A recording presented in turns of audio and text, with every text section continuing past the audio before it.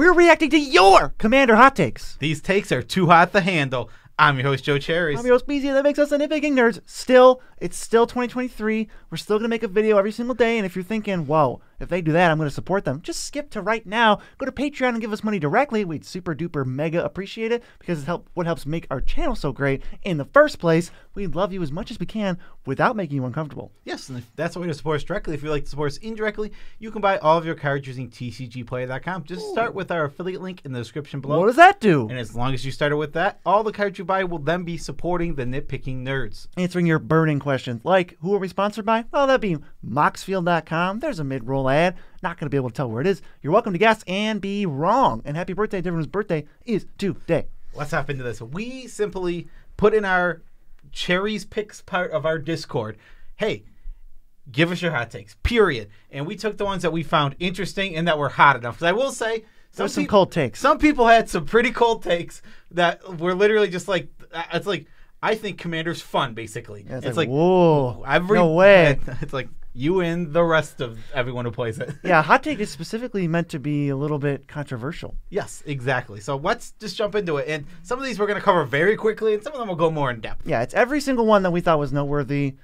I guarantee you've heard over half of these before. We're going to respond and see if we agree or disagree or are thinking, what the heck are you talking about? All right, so let's start with the first one. Mono white is better than mono red. Mono red is the worst color. Ember said this, and so did about 10 other people in the chat. I actually think this is pretty much a lukewarm take. I think that this is just true. I think that white has a lot better options, especially in high power when stacks are completely fine and it's rule zeroed in. It's not close. White is better than red. Yeah, when you like crank up the power, you get all the, the Drannith Magistrates and the land destruction and the cataclysms and stuff. And like red is like, well, we still have Dockside and we still have Jessica's Will. We've been playing them the whole time. It doesn't really get that much stronger. You get like rituals maybe.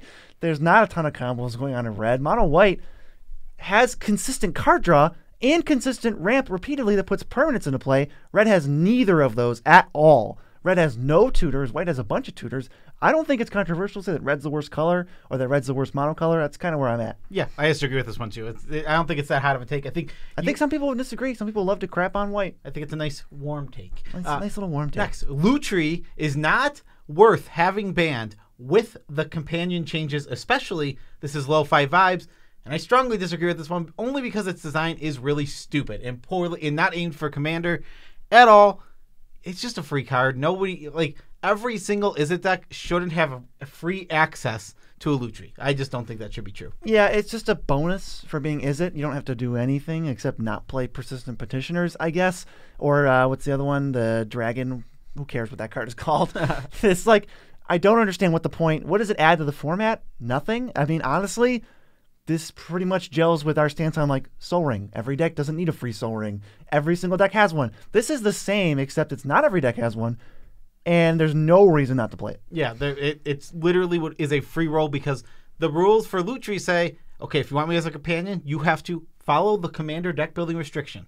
I'll take full credit for this next one. Somebody says, Atomic says, Ghostly Prison is a playable card. There's no way anyone is going to tell me it doesn't work in this deck. And then they linked the deck, and funnily enough, I checked it out. Actually, I don't think it works in the deck because the deck is trying to win with Thassa's Oracle and like Demonic Consultation stuff.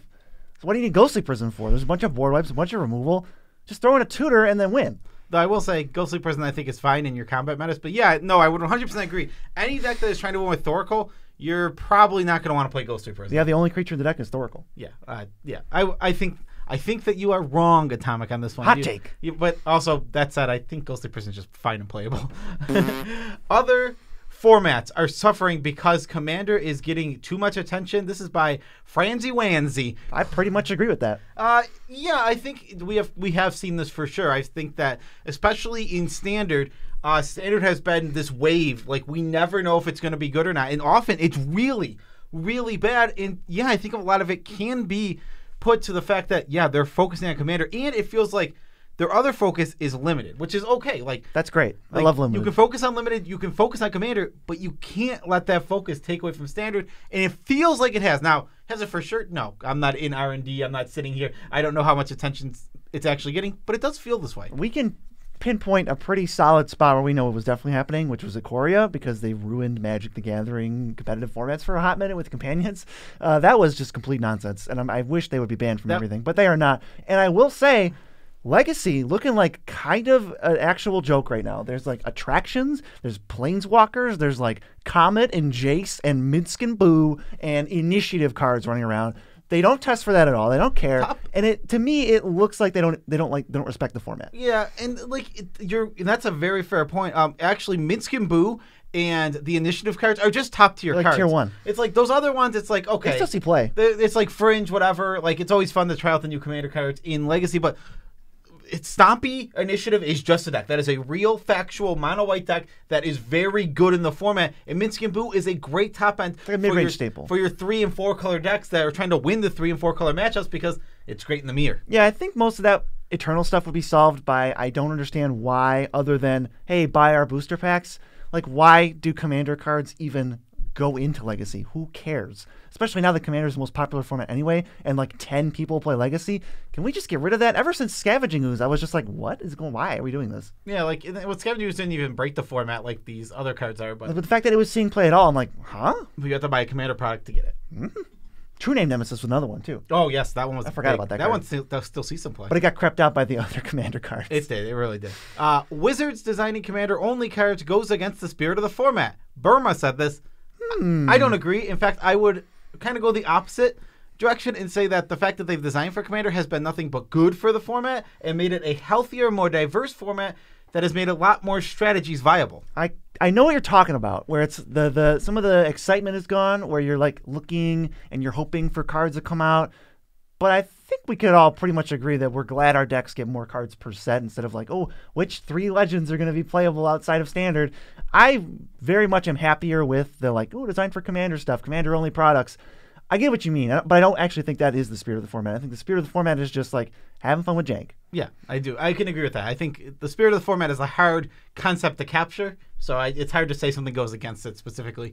Next, ban the new Elishnorn. Bruh, you farted. This is great name. This is a take I've heard from many people. I don't know. One, let it be released first. Can we agree on this? You should not ban a card before it is released. Only with Lutri, where you can see on paper the problems with it, and it's so obviously flawed and obviously does not it just doesn't mix with the format. This is just a card that you can play. I don't understand where anyone is coming from with calling for an Elishnorn ban. Is it that Panharmonicon is too good? No, we have that. Is it that shutting off ETBs is too unfun? No, we have like 6 versions of that already. Stapling them together and making them legendary somehow pushes it over the edge. What is going on with that? This is, I believe, the first one-sided ETB stopper. So that is an interesting concept. Now, I am not at all saying this card should be banned. I could see the potential of, let's just say, Elishnorn comes out, and it is a really unfun card. Like, it is a possibility. It's not going to be the most fun. It's going to stop you from doing stuff. Yeah, it might be very unfun. It might even be so unfun, it could be banned. There's no way you could ever, like, even if you're right now. Right, this card, there's no way you could get me to ban it before release. Yes, I just think you're absolutely, even if you end up being correct and this is so unfun it needs to be banned. You were right for the wrong reasons. I think, yes, that's exactly what I'm thinking. You're right for the wrong reasons. You're jumping to a conclusion that could potentially be true. There is a world, there is a thought process, there is a way that Commander flows that this could end up banned. That said, let's not jump to a conclusion based on a card that is being literally previewed. I would put so much money against this card ever being banned. I don't think it will be either. So far down the list of anything like that. Ban Hushbringer, ban Torpor. I don't know what. Get out of here. Hushbringer is a miserable card. Hushbringer is miserable. It's more miserable than Elishnorn. It is a really unfun card. Like, I have played against Hushbringer. I played Hushbringer in my deck. Very unfun. Whew. Group Hug is boring to play with after a couple of games. Toaster Bard said this. I think that I've always said this is my. We've been pretty vocal about not very much. This is my hot. This has been my hot take. Also, I've been saying it for probably years now. Oh yeah, we both have. We just don't like it. I think Group Hug is the least fun archetype. I think that all it does is accelerate the best deck and often ends up king making, which somebody else said in chat. And I'm sorry I don't have your name to shout out here. You did say that, and I do remember reading it, but I didn't put it on the list. So.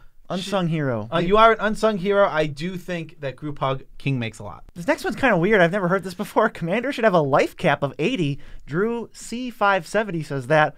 I'm kind of confused on this one. I know we have commander damage, but even if you take out commander damage, what did life gain do to you? How much worse does life gain need to be for this to happen. It's interesting. This is a hot take. Now here we go. This is one of the hottest takes we've read. Premium. It's a premium hot take. I don't know that I agree with it, but it is incredibly hot take. I think that in the casual meta, life gain can be extremely, extremely annoying, and I think it's also the reason for the existence of commander damage. I think so. I can't remember because I know back then it's not like life gain was any good. But in like what, 1995? But when you gain so much life, I can see how it could be so annoying. You need a way to take those players down. I get it. I understand it. I just don't agree with it. Yeah, I don't think that life gain needs to be nerfed anymore. There's plenty of alternate win conditions, including straight up wins and straight up losses. If you're really worried about it enough, bake some of those into your deck. But like, I don't think life gain is a problem. Yeah, because life gain is only good in combat metas. It will never be good outside of combat metas, which is a lot of metas. Yeah, and if you're talking about combos fair game, well, that's where you get to like infinite life can be a little awkward. But if combos are allowed, then you just go infinite again. And it doesn't matter. Yeah, exactly. And then so life gain falls off really quickly as soon as you leave combat. Having strong decks doesn't make you good at the game silent. Love it. This is true. It's just a fact. And it is just true. I mean, I don't. This one feels more like a cold take to me. It's literally a fact. Yeah, I don't think. Yeah, exactly. Well, yeah, that's true. It would be just a to say I 100%. It would be a logical fallacy to say someone is good at the game because they have a good deck. Right.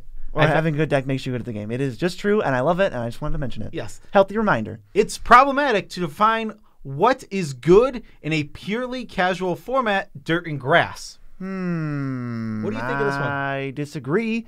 I think anyone can enjoy a purely casual format however they want, but if somebody wants to talk about what they think is the best or the worst, who is that hurting? What is that doing? I don't know what the problem is, really. Like, we're not doing an arms race. People can still play what they want. We did an arms race, and then we went back to below that. So it's possible. Yeah. It's really interesting. I just think that you should define what's good and bad. You should try and figure out what is good and what is bad and where you want to be playing on that scale. Put cards into categories for yourself. I think it's actually helpful for you to determine where and what you want to be playing. Now, I could see how this could also go the opposite way because something like a Dockside Extortionist, I think, falls off in lower power meta. So, like, a little. Putting it as a good card that you won't play in any deck might go against your weaker deck that needs something like that. I mean, we also talk about like Wormcoil Engine and like all these different. That's the perfect leader of this category of cards. Where if there are combos that are even possible in the game, oh boy, do those cards get real bad. But if not, well, they're pretty good. Speaking of Dockside, strong cards like Dockside are actually bad casually because they get you hated out of the game. Cena 41. I've not noticed this specifically with things like Dockside. Soul Ring sometimes happens. That is something that can happen in early game. Mana Crypt. Those two have led to it. I think more specifically, things that get you hated out of the game is when your commander is problematic. Corval, Chulane, these commanders get you hated out of the game. That's what I've seen more often. I've not seen Dockside get people hated out of the game so often. I gotta just straight up disagree with this one. I don't think good cards can become bad because they're good. That just seems like a weird paradox to me. We did this with like, does Soul Ring lose you games? No! Soul Ring wins you games. You should play Soul Ring. It's not like because you could get teamed up on for playing Soul Ring, now suddenly Soul Ring is bad. It's still one of the best Magic cards ever printed. You should still play it. It's a free roll. Yeah, I guess I agree with that. I 100% agree that the cards are not so strong that they become bad because they get you teamed up on. I do agree with that, but I do think there are commanders that do lead to you losing a higher percentage of game even though they're a better commander because they're so good. Yeah, I mean, watch me hate out the Yuriko deck all day long. Or the like Maelstrom Wanderer. We got to kill them. Like, how many times have we played against our friend Kyle's Corval deck? Does Corval ever live? No. I mean, he does if we lose. Yeah, but he almost never wins because we keep Corval off though. Like, we immediately kill that thing. It doesn't matter what the budget is. The card's going to run away with the game. The majority of MTG content is the same. Crewfix, I asked Crewfix, I was like, that's interesting. Can you elaborate on that? And they were like, nah. So I was like, you know what? Screw it. I'm putting this on there anyway. Take that, Crewfix. Should have elaborated. I don't know what this means. I just thought this was interesting. No, I think there is actually there's something here. I think there is a saturation of content creators currently making content. There's a lot of us. There's a lot of content creators out there, and I'm just gonna use an example that I have in my life right now. I am currently making Pokemon content, and I feel like there is so much more Pokemon content to be made. In Magic, it's almost all been talked about. It's almost all been covered. The big picture stuff, but I think... And then the trouble is, every new set, there's probably 100 creators all covering the new set. 100? There's like 10,000. There's a lot. But like, there is so many people covering it that I understand why a majority of MTG content ends up being the same. You could see the Commandos video, the Professor's video, the Nitpicking Nerds video. You can see the Command Quarters video. You can see any number of videos where we talk about the new cards that were spoiled today from New Phyrexia. And you're going to see that on every channel, so it does make sense. Yeah, and if you talk about Magic content in general, though, I think it's like there's only certain Magic content you watch. You don't watch all Magic content. That's you watch true. like 10% of Magic content. So if you're like, I would love to know EDH strategy, well, you're going to get EDH strategy videos, and they're all going to be about EDH strategy, so it might seem the same, but you're not watching limited resources or all these legacy things, or like maybe you're not even watching Shuffle Up and Play, like all this different stuff. I think, yeah, content does start varying a decent amount when you leave the format. That is true. YouTube gives you what you want to see. That's very, very true. All right, what's next? I like the constant releases. I constantly have new things to look forward to. This was Medevi 91. Yeah, I mean, I think it's a little overdone. They're pushing the limit until we hit product fatigue. Apparently, we're not there yet. There's a lot of product. I do like the constant releases. The only thing I actually don't like, I think, is sometimes there's like a bunch of reprint products in a row, not necessarily great ones, where it's just like, I got to keep track of this. Like, sorry, Dominaria Remastered, I haven't even begun to think about. Yeah, it's released. We haven't even done a video like, on it. I just don't even care. It's I was going to talk about the reprints. It's going to be good for Commander, but stuff like that is just... It's just so far on the back burner. It's like, I don't know. Like you said, product fatigue. It's like, I literally don't care about Dominaria re-releases. We have, we're probably in a little bit of a minority. We're like, we have all the cards we need. We don't really need to buy anything else. We just don't care. Yeah, but I do like, I think that Magic needs to draw back a little bit, but I think there is an in-between between going too far back to like 3 sets a year or whatever, yeah, and what we have now. I think there's something in between that's going to be nice and good. And I don't know if there's amount of project. There's no amount of product they could print that make me quit. It's like, oh, there's just a bunch of new stuff to think about. It's not a super duper negative. All right, and this next one I'm going to paraphrase, and it was by a bunch of people. We got Janice coming in, Maria coming in, and Wee Big Rob, and there's even more people. This one is essentially land destruction. We'll just start with that. Land destruction should be played more, should not be demonized, and is healthy for the format. And this is true until you bring in the fact that this is a format balanced for the fun of the players. These things are not fun because they deny resources at such a high rate that they put you in a position where you are not participating in the game. Which is one of the fundamental goals of every game. Yes, and if you're not participating in the game, you will not have fun, and these games will become miserable. Now, I do agree. From a power balancing perspective, where we want this format to flow and feel as fair as possible for every color and everyone to do their, not do their thing, but everyone to like, for every color to participate equally. No pulling punches. No pulling punches, yes. In this case, nothing should be taboo. Yes, land destruction is and should be played more. In the format where we're rule zero and we're talking about what we want to play, I understand why it is essentially banned out of the format. Yeah, I will say that some people were talking about, not about necessarily mass land destruction, but about like spot removal on lands. I love Demolition Field. I like Strip Mine, Wasteland. Like, that stuff's pretty important. Sadly, I don't know if that's like the best feeling in the world, having to dedicate land slots to answer lands, but that's just where we're at. And I think some of those other cards like Urza Silex and Wave of Vitriol that actually punish land ramping without saying you don't get to play the game are pretty much the sweet spot that we have to see more of. Yeah, exactly. I want more design. Like you said, Wave of Vitriol, perfect. Urza Silex, perfect. These are things that will punish your big ramp decks, but won't prevent them from playing the game. Yeah, even that one card that was like, oh, lands lose all abilities, but they can make any color. Yeah, these are so much fairer than just actually wiping off all the lands and then nobody's playing Magic. This is a little bit of an exaggeration, but I see where you're coming from. If your win condition is Aetherflux Reservoir, your deck isn't fun to play against Grandmaster T. Obviously, it's not literally true. I don't think Aetherflux Reservoir is a particularly fun card. I think it holds a lot of people hostage and leads to situations where whoever knows how to play against this card has to sacrifice themselves in the assumption that everyone else would do the same in the same position, and then dies for nothing, and then the game proceeds without them. Yeah, I don't think Aetherflux is a fun card overall, but I will say in a life game deck, I think Aetherflux is your deck can be fun and have Aetherflux. I'm not going to really complain about it. I just don't think it's the best thing to play against. I can see what you mean when you say it's unfun as a Stormwind count, though. Oh, yeah. Storming, it's like, oh boy, here we go. But it's like, oh, I gained 50. You know? Yeah. CDH is an affront to the format and spits in the face of what Commander is about. Knights of the Gathering. I wonder if we agree. No, I think No. CDH is just a fine way to play the Commander format. Perfectly reason. It's as reasonable as any other way anyone's ever played any format. We're going to cover something in a little bit, and that kind of goes back over this. So I will come back to this point. Yeah, Commander's about having fun and participation, and I don't know how playing competitive cards and playing with winning in mind specifically is an affront to anything. Yes. Reserve list should be banned. M. Dervy and Dog with Phone said this. Hell yeah. I'm so down for banning the reserve list. We talked about it a little bit. I could not be more down. I see so many problems with the reserve list. I would love to talk to somebody who's against banning the reserve list and just how can you reconcile that there is not enough cards that exist for the people who want them in the card game. You obviously can't force somebody to proxy a card if they want to play it. To just say there's no more Gaia's Cradles. Sorry. That is not a problem that card games should ever have. Especially because you start at this point, right? The fact of the matter is proxies are not technically legal cards in Commander decks.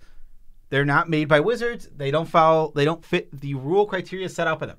So, in this case, with proxies not being legal, everyone should be, if everybody wants to play, let's just say, pick up Taiga. If everyone wants to play Taiga in the red-green decks, they should be able to.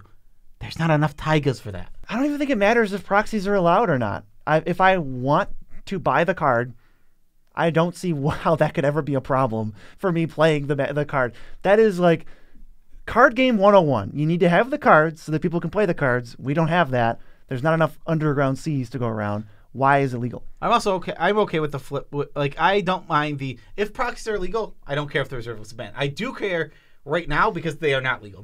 I think that if they said you can play proxies of reserve list cards in your deck without any repercussion at anywhere ever, then I think it's completely fine to. But still, if somebody just doesn't want to do that, you can't say they're playing the game wrong. Well, they're not playing the game wrong. They should be able to have it. But that becomes a personal choice at that point, right? No, because they should be able to have it. I disagree because at this point, proxies are not equal to Magic cards. But they are in the case if a proxy is a legal representation of a Magic card, it is the same.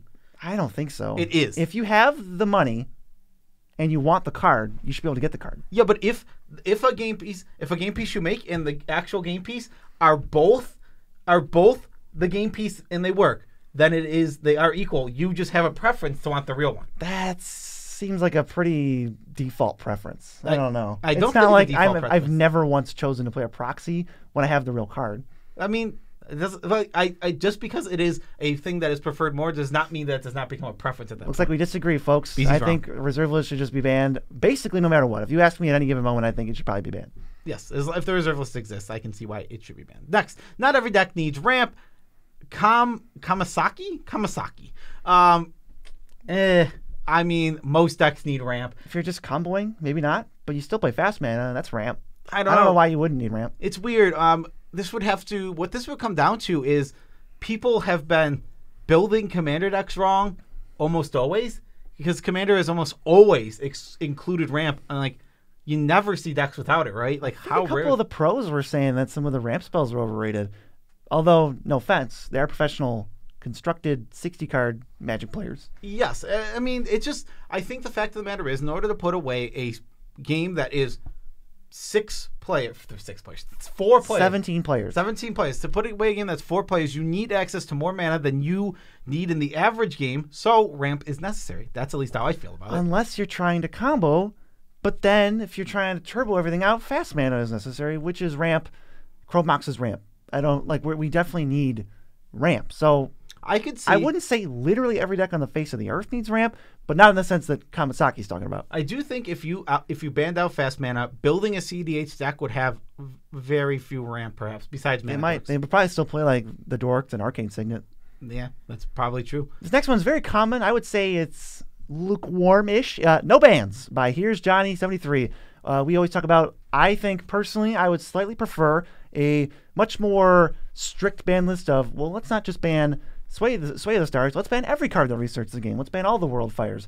But I also would be fine, as a very close second, of just having no ban list and saying every play group, you figure it out for yourselves. This format is 100% self-correcting. No one's going to play what their friends don't like, that it's miserable anyway, unless they want to lose friends, which was always an option. They could have always done that. I think no bans, perfectly sensible, and I do have it I have current ban list, no bans, and then strict ban list. Yes. No bans is a totally reasonable take, I think. I think no bans in Commander is a fine take. I think that it should be no bans, strict ban list. I don't like where we are right now. I will say that. It's a weird middle ground. I think we sit in this weird middle ground where we ban cards that are like signposts? Signpost bans don't work. I don't think they work at all. No, I don't think so. The current rules committee, this is very related, should be dissolved. The crowning, hear me out. This is a separate one. The RC is disconnected with the player base by Top It Complete. Okay, I don't think the current rules committee should be dissolved. I think me and Cherries just disagree with them on a bit of things, which is okay. I could see why they could or should or shouldn't be dissolved. I mean, to be fair, I'm not here to tell people whether the rules committee is perfect or not perfect, or whether they should give it away or keep it, whatever. That's neither here nor there. But I do feel what Top Hat said, that the RC often does feel disconnected from the player base. And this really stuck out to me a couple of years ago when they banned Golos. And there really was that came to a matter of like communication where it was like, huh? Well, everyone was like, what? Well, what was really, really peculiar about the banning of Golos is that it was specifically said that we have to think hard about banning cards. Mm-hmm. Like, this was Sheldon-Menery, the RC, and I am paraphrasing, so... it's on the website. Like, they have to really consider, because players have emotional connection to their decks, and it's like, we're axing commanders. That's the most popular commander, and then I'm just you kind didn't of like... just axe one card in a deck. You axe decks. You axed the most popular deck in the format. You destroyed it. You got rid of the commander. Possibly for it. Like the 5 most popular decks. You know, you had like the Maze's End and the Mono Blacks and all that stuff where whenever you wanted to tutor a land as part of your strategy, it's just gone. And that was just a little confusing. I didn't understand. The reasons they gave for banning, unless I was misreading it, mostly just seemed like rereading the card. And I didn't really feel like I left with any answers. Yeah, I'm on your side with that one. That's where I felt disconnected. And that's where I felt like the RC was disconnected from the player base. Where a lot of people have said, we can't predict anything. Yes. We don't know what's coming. I think that is a great point. If you set a set of rules, okay, for what it means or why something should be banned, and you put them out there, a educated person, a smart person who has been playing the game for 20 experience, years, maybe 30 years, yes, whatever. You've been playing this for literally 25 years since the game came out. You should be experienced. You should be able to make a prediction based on what it says. You cannot do that. And no, nobody could have seen. Like, they're unbanning Painter's Servant and they're banning Iona. Like, who called that? Like, you can't make these predictions, and that is what makes it feel like it's disconnected. Because you can do this with every other format. People are constantly predicting there's this short list, like, like Expressive Iteration comes up over and over and over, and it got banned at something. It's like, and sometimes like they aren't right. Like sometimes I could see like Dockside being like, let's go to Pioneer, where it's like. Pioneer's a good one. Treasure Cruise. Everyone keeps saying Treasure Cruise be banned, and it just never gets banned. Which, fine, dandy, whatever. That could be the Dockside. Like, that can happen sometimes, but it feels like it happens all the time in Commander. I mean, no offense, but I feel like we got Okos running around. Soul Ring is a better Magic card than Oko, and that is just all over the place. I feel like that's like an Oko level of like, but they banned Oko. I just think, it's unpredictable. I wish we could predict it. Part of the problem, I think, is they don't actually have a set list of criteria. They have like their best guesstimation of some of the things that are most problematic that they look at, but they say pretty clearly, something could meet none of this, something could meet all of this and not get banned. We don't look at all of this, and there's no guarantee. And it's just like, well, I have no idea what you're going to do then. Exactly that. How could we? Nobody knows what you're going to do, and I don't think that's good. I think transparency is super important. There are too many, quote-unquote, play opponent's cards by Techno. I thought this was funny. I kind of agree with it. There's so many of these stupid things. I don't know. They put out like one every other set. How many do you need? All right. I don't need enough of this. I think they're fine. It's a beloved strategy. Coming from the person, how many Magic cards have you stolen? From yourself and others recently from just playing other people's cards. Regardless of... They were running around like, whose Sacred Foundry is this? Kept asking everybody, and it was our friends. Yeah. Regardless, I've returned every single one of them. Mm-hmm. Yeah. Oh, who was it? Was it Girafanat's asceticism that you stole? I sent it back. At Richmond or something? And I sent it back to her. It's just, that's one of the problems. That's not actually like my main gripe with it. I think there are a little bit too many. I don't need that many. I think that play opponent's cards are fun. They are a cool design, and they are very weak. So I don't have any problem with them. See, when they print crappy ones, like not weak ones, weak. Ones that nobody's going to play, then I just go, ugh, this could have been anything else. It turns out that if you build your deck to be synergistic with your opponent's deck, you don't have a good deck. Weird. That's so weird. Commander damage shouldn't be a thing and should be removed from the game. W WP a run. Yeah, Thoughts? I'm kind of in on it. I mean, I think commander damage is a weird and outdated thing. It's a cool alternative strategy, sort of, but I'm also totally fine with it just not existing. Yeah, I don't really feel any particular need for it. There was a hot take that we had thought that might be interesting that didn't really come up here. What would happen if the life total was 30? I think 30 life commander without commander damage would be very interesting. I think it would kind of cancel that out and cancel out some of the worst cards in the format, like Sarah Ascendant, which came up on here like 12 times, and Necropotence and stuff like that. All right, well, this one is by Jonathan Anderson, and he said you can't ban infinite combos and be okay with somebody playing Kratos. I kind of just agree with this one. I think that Kratos is the same kind of instant win as an infinite combo. Players were calling for bannings of infinite combos, and Jonathan fires back with like, "What's the difference?" Yeah, I agree. I think that if your playmate group doesn't play infinite combos, you also shouldn't play Kratos. I think that's a fine take. Because you're not really banning an infinite combo. Like, I can play Basalt Monolith, and I can tap it and untap it infinite times. I'm not doing anything. Winning out of nowhere, I feel like, is the thing we're trying to avoid. Exactly, yeah. I think our play group has come to that consideration. In fact, last time we lost, our friend Eric, he would have won anyway, regardless of what he had, but I booed him for using Kratos Behemoth. Oh, you're like, boo! Yeah, I was booing. Boo! All right, Commander is a combo format, as in the rules not only make it the strongest strategy, but actively make other strategies less powerful by the Primal Prime, interesting name. I kind of agree, only if you're looking at what's the strongest way to play it, what's the best decks. Combo is, of course, the best way. You skip every piece of interaction. You can invalidate everyone's decisions in the game and just go, I did these 2 cards. You didn't stop me. Game over. Totally powerful, totally valid. It's just like we decide what the Commander format is. Any playgroup decides. It's not really like Commander is a combo format. Commander encourages combo if you're trying to win. I agree. I think that it's only at the highest power levels, only if you're trying to be spiky, not necessarily spiky, but you're just trying to win. When you're trying to win the game, the best way to put the game away is indeed comboing. I think I would recommend always trying to win the game, but as far as like, we can rule zero some stuff out and still try to win. I do think for me personally, combo is what makes CEDH stale to me personally. The constant, not every game, I would say probably 9 out of 10 games end in a combo is one of the reasons I don't enjoy CEDH. At this point, CEDH, I just love seeing all my blinked cards. Universes Beyond are a fantastic addition to Commander, as it is a gateway for fans of different franchises to have an excuse to pick up Magic, Animus. I don't have a problem with Universes Beyond, really. I don't know if they can do it to death, but I like the fact that we're kind of reaching out. And no offense, but the bigger Magic gets, the happier my bank account is.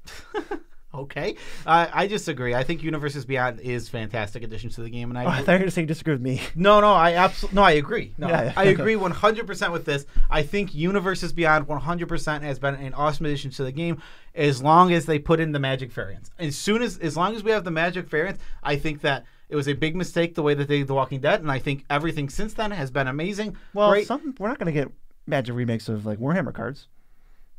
Lord of the Rings is going to come out. We're not going to get remakes of that. Maybe you're right. Okay. So I guess when something fits into the Magic universe, like Warhammer feels slightly askew, like it feels Magic adjacent, and so does Lord of the Rings feels Magic adjacent. When we're talking like Fortnite. Well, yeah, when we're talking, Fortnite doesn't feel Magic adjacent. When you have something that is like, Magic adjacent, it feels like you don't need. It's same thing with D&D. It's not, technically owned by Wizard, but it feels adjacent, fantasy-esque. Like when it's adjacent, you don't really need the cards, but when you do make Hopper from Stranger Things, please, for the love of God, give me the version from Innistrad. What is his name? Grungo, I think. Grungo the Rot Tracker is his name. Grungo. Classic guy. Yeah, I love Universes Beyond. Power levels are mostly blurred. Rule 0 conversations shouldn't just be, quote-unquote, my deck is a 7, but more so mentioning the staples that make the deck better, i.e. tutors, fast mana, and how fast you win. The hierarchy should be low power, high power, and competitive. There's no such thing as mid-power, and that causes arguments. Pooh and Mumbles, that's 2 different people, not just one person named Pooh and Mumbles. I agree with most of this. No such thing as high power. We're just splitting hairs. It's all like semantics at that point. Or no such thing as mid-power. I think no one is actually doing the thing that we're all making fun of, which is saying, my deck's a 7, here we go. I don't think anyone's doing that on the face of the earth. I think we're all kind of giving at least a little bit more after that, or saying, how do you win? How fast do you win? We say, tutors, fast mana, combos. That's what we ask. I do think one of the big problems is that, yes, I understand that your whole point here, that the number system is flawed, and that is very true. The number system within itself is a flawed system. Turns out you just have to talk to each other. Yeah, and yes, I think there is a Rule Zero talk required, but on the same note, nobody wants to sit down and read the essay on the other person's deck to see if it fits their power level. They want it to be quick, fast, and easy, and the number makes it quick, fast, and easy. So though the number is a flawed system, it is the quickest and fastest way to actually kind of get to a point of like, hey, what is your deck? Like, how strong is it? It's a shortcut in a way, because if a long Rule Zero talk is not what everybody wants, especially when you just want to play some Magic. And if you have to do it again every time when you switch decks, like I switch decks a lot. Yeah, do it again again. It would be frustrating. Yeah, and you're still going to get it wrong. All right, here we go. The format is inherently flawed. Rule Zero only truly works in a playgroup and not really at an LGS or online. The ban list has to accommodate both casual and competitive, but that's almost impossible without upsetting some people for whichever way you go in the bans. Dom, I'm going to address the second half, and then I'll throw it to Cherries for the first half. The ban list does not have to accommodate both casual and competitive. That's just, I think, maybe misinformation. It's not true. They really only care about the casual side, and they say the format can be broken. You can go do that. That's not what this format's about. Yeah. Also, I think I just agree with the first part. The format is flawed. It is not a format intended to be perfect, because this is not intended to be a competitive format played at big events. Now they're actively trying to optimize for fun. Yeah, for fun. And do players play competitively? Yes. And are they allowed to do that? Absolutely. And they should enjoy the shoot out of it. I don't know why I wanted to swear. I never swear. I'm just having so much fun. I'm just having so much fun right now. I agree. It is a flawed format that doesn't work that well if you just go into pickup games. But I will say my experience of pickup games is really good. I have had, I would say at least 9 out of 10 of my pickup games that I have at events or at my LGS are fun. So it's a high hit rate. Like, sometimes you get in that game and it's like, this was not fun at all. But I think that's rare. And I think people estimate how much that happens. And like, now if 1 out of 10 games being not fun to you is too much, that's a fair statement. I think Moses said that, where it's like, that's too much for me. I don't want 1 out of 10 games to not be fun. If that's too much, I understand where you're coming from. But I think people think that if you go to the LGS, most of the time it won't be fun. And I just kind of disagree. It will be fun, even if you play with randoms. It's very rare that I don't have fun. I am going to agree a little bit that Rule Zero only truly works in a playgroup and not really in an LGS. As far as using Rule Zero as a crutch to justify something, well, just Rule Zero it. It's like, okay, great, I can do that with my friends, but I can't house ban Sol Ring and expect Sol Ring to be house banned when I go to an LGS or to online. I'm going to have negative experiences, even though my group agrees that this is bad. I think you have to make a ban list trying to protect these new player on new player interactions and minimizing the amount of negative experiences. And I don't think Rule Zero does a lot for that. I do think Rule Zero generally works when you're talking about this, but you can't expect some of the bare bones level, I'm trying not to be miserable stuff, to translate when everyone can do what is allowed. Yeah, also, Rule Zero can be used on both sides of every single... It's actually kind of just, what is it, a panacea or meaningless? Or it's just Rule Zero it out, or just Rule Zero it in. Okay, yeah, exactly. Well, where are we? It's exactly when we talk about Sol Ring, people always say you should Rule Zero it out. Well, it's great, thanks. We're asking about the legality of it. Okay, but if it was banned, then you can Rule Zero it in. So now your exact point that you've made is now gone, because I have the same point. If you're trying to justify or ban or unbanning, I think Rule Zero should come up 0 times, because it's pointless. Agreed. It literally says do whatever you want. Yes. Paraphrasing this one, but this is what I was referencing before that we'll come back to. Casual players are extremely toxic, or competitive players are extremely toxic.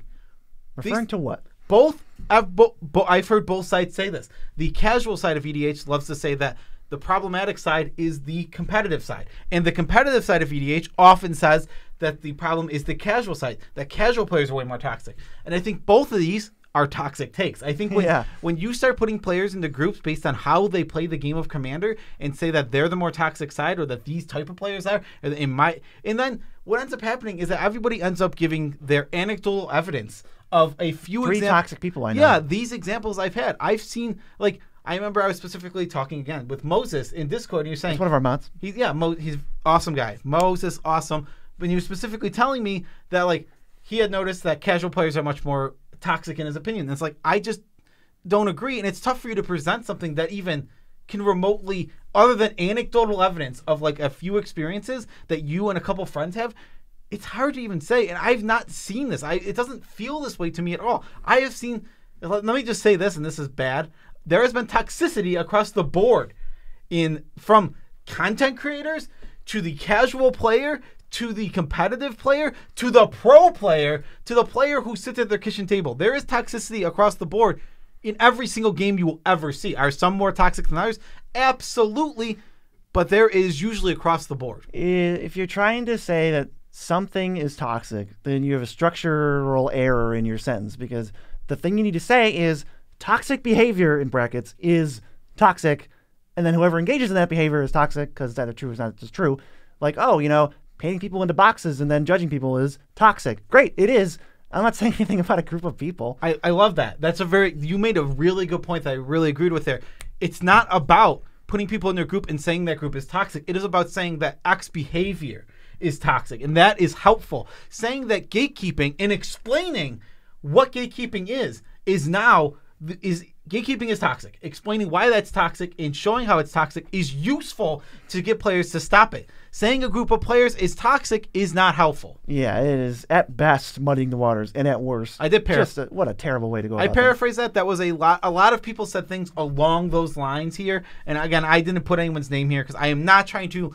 This one wasn't about calling people out. This was about calling out an idea that I hear a lot. Yeah, playing non-Commander formats help Commander be more fun, or I would assume helps Commander be more fun. I so strongly agree with this from one. Yargle. This is Yargle. I agree with this one a lot. I think that Commander gets a nice boost when you're constantly playing some other formats. I play limited on and off, and I think it really helps Commander stay a little fresher, because if your only experience in Magic is Commander, I could see how that could quickly get stale. But when you switch it up with that 60 card format, maybe a little competitive, maybe a little modern, maybe a little legacy, whatever you want to play, put some cube in there.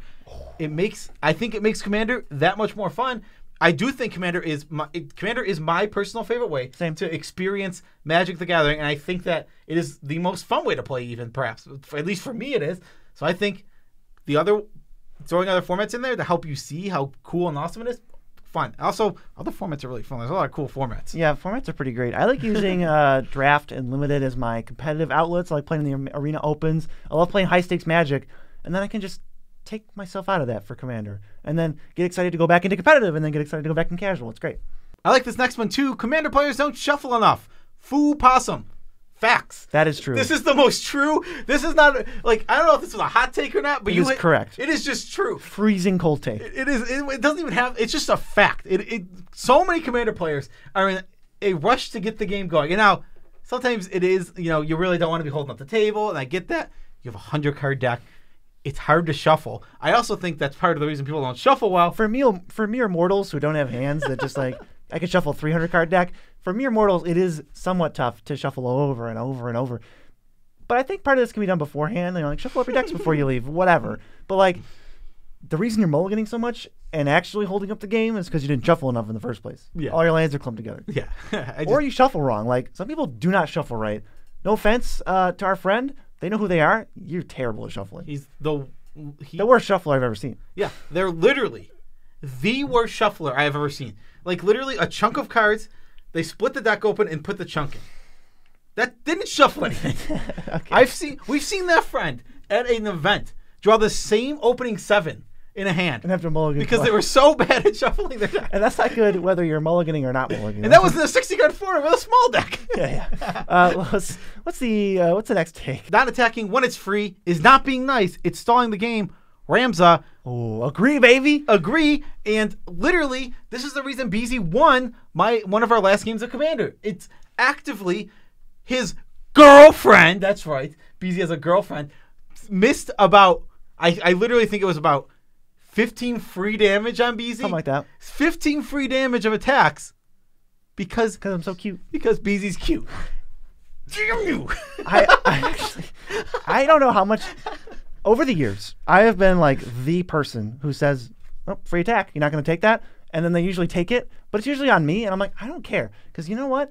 Going forward, they're more likely to take free attacks. I am so tired of missing 2 damage, missing 3 damage, missing 6 damage with your Vigilance Flyer for just no reason, and I feel like this is part of the reason people think Planeswalkers are good. Or people get offended that we say Planeswalkers are like the worst card type by a million miles.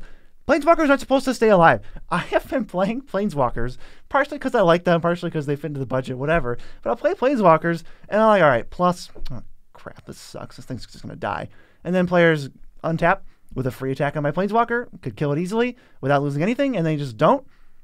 And then I untap, and then I go like, all right, minus, and they go, oh, yeah, pay attention. Yeah, exactly. I couldn't agree. Like, at games of Commander, it is really weird how much people just don't attack Planeswalkers. For seemingly no reason. Or players, same thing. Both. Well, the Planeswalker thing is like specifically coming to my head right now. I remember being at local events and I would point out, it's like, you can attack the Planeswalker, and they still wouldn't. Just don't do it. So peculiar. I don't think they could even tell you why. I don't get it either. But very weird. If you want to hear us talk about controversial opinions that we personally subscribe to, there's your video, and then you can personally subscribe to us. Peace out, Tribe Scouts.